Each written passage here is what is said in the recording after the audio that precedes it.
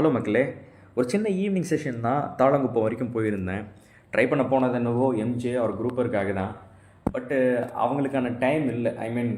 Evening சன்செட்டுக்கு அப்புறம் தான் MJ குரூப்பரோட activities அதிகமாக இருக்கும். அதனால் அவங்களுக்கான டைம் இல்லைங்கிறதுனால ஜிடி ட்ரை பண்ணலான்னு லுக்கானாவில் ட்விஸ்டர் ஜிக்கு ஒன்று வச்சுருந்தேன். ஸோ அதை போட்டு ட்ரை பண்ணேன். டாப் வாட்டர்லேயே ஒரு நல்ல ஸ்ட்ரைக் இருந்துச்சு. பட் ஹூக்கப் ஆகாமல் மேபி சின்ன மீனாக இருந்திருக்கும். ஆல்சோ எப்போவுமே ஃப்ளோட்டிங் லூர்ஸை தவிர எந்த லூர்ஸை நீங்கள் ட்ரை பண்ணாலும் சீல ஃபிஷ் வேரியஸ் டெப்த்தில் இருக்கும். மேய்ச்சலில் இருக்கும். உதாரணத்துக்கு ஒரு குரூப்பரு, கெளுத்தி, ஸ்ட்ரிங்கர் எல்லாம் அடியில் இருக்கும், பாட்டமில் இருக்கும். ஜிடி மிட் வாட்டர் அண்ட் டாப் வாட்டரில் இருக்கும். எம்ஜே எல்லாம் பாட்டம்லேயும் மிட் வாட்டர்லேயும் இருக்கும். ஸோ இதனால் நீங்கள் லூர்ஸை ட்ரை பண்ணும்போது வேரியஸ் லெவலில் ப்ளே பண்ணிங்கன்னா ஸ்ட்ரைக் ஆகிற சான்சஸ் கொஞ்சம் அதிகமாக இருக்கும். ரொம்ப நேரம் ட்ரைக்கு அப்புறமும் எந்த ஒரு ஸ்ட்ரைக்குமே இல்லை. அதனால் சாஃப்ட்வேர் போட்டு எம்ஜே குரூப்பர் கொடுவா ஏதாச்சும் இருக்கும் அப்படின்னு சொல்லிட்டு அதுக்கு ட்ரை பண்ண ஆரம்பிச்சிட்டேன். எப்போவுமே எந்த சாஃப்ட் பிளாஸ்டிக் யூஸ் பண்ணாலும் இங்கே நான் ரிட்ரைவல் ஸ்பீடு பண்ணுறேன் பார்த்தீங்களா, அந்த அளவுக்கு சுற்றினாலே போதும்.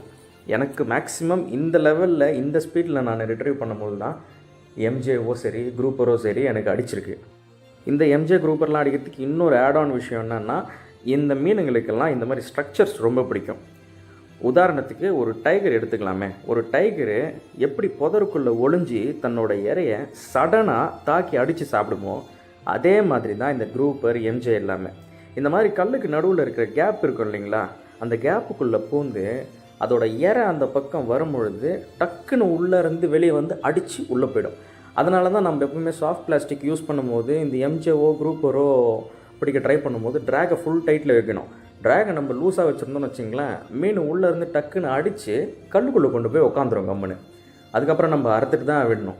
அதனால தான் ட்ராகை ஃபுல் டைட் வைக்கும்போது மீன் டக்குன்னு ஸ்ட்ரைக் பண்ணும்பொழுது அந்த மீன் இழுத்துட்டு போக விடாமல் நம்ம டக்குன்னு ரிட்ரீவ் ஃபுல்லாக ஸ்பீடில் பண்ணிடணும்னு சொல்லுவாங்க.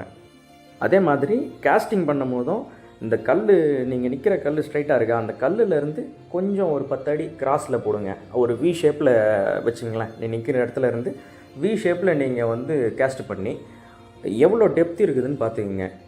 ஒரு ஏரியாவுக்கு ஒரு டெப்த் வரும். ஒரு 10 செகண்ட் ஆகும், 15 செகண்ட் கூட ஆகும். ஒரு சில இடத்துல முழுகிறதுக்கு அலையோட வேகத்துக்கு ஏற்ற மாதிரி நீங்கள் 15 கிராம், 17 கிராம், 21 கிராம் ஜிகெட்லாம் யூஸ் பண்ணிங்கன்னா ரொம்ப சீக்கிரமாகவே டெப்த்துக்கு போயிடும். நீங்கள் ஒரு 10 கிராம் ஜிகெட்லாம் யூஸ் பண்ணிங்கன்னா ரொம்ப லேட்டாக சிங்க் ஆகும். பாட்டமுக்கு சிங்க் பண்ண விடுங்க. பாட்டமில் சிங்க் பண்ணதும் ஸ்லோ ரிட்ரைவல் பண்ணுங்கள். அந்த கல்லில் தட்டி வரும். அந்த கல்லில் தட்டி இழுத்துட்டு நீங்கள் அந்த கல்லில் சிக்காமல் கொண்டு வரும்பொழுது தான் அந்த வைப்ரேஷனுக்கு மீன் அட்டென்ஷன் ஆகி நேராக உங்கள் லூரை டப்புன்னு அடிக்கும்.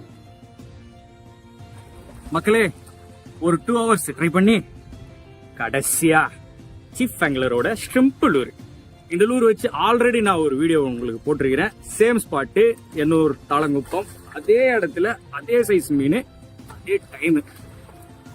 உழைப்பு வீண் போகவில்லை. அருமையான கலவான். ரொம்ப நாள் ஆச்சு சாப்பிடணுன்னு. இன்னைக்கு ஒரு பிடிக்க வேண்டியது தான். மறுபடியும் ட்ரை பண்ணுவோம். 160 ரூபா கொடுத்து வாங்கினேன். தாராளமா வாங்கலாம், செம ஒர்த்து. எனக்கு இந்த லூர் 3 மீன் பிடிச்சி கொடுத்துச்சு. 3மே குரூப்பர் தான்.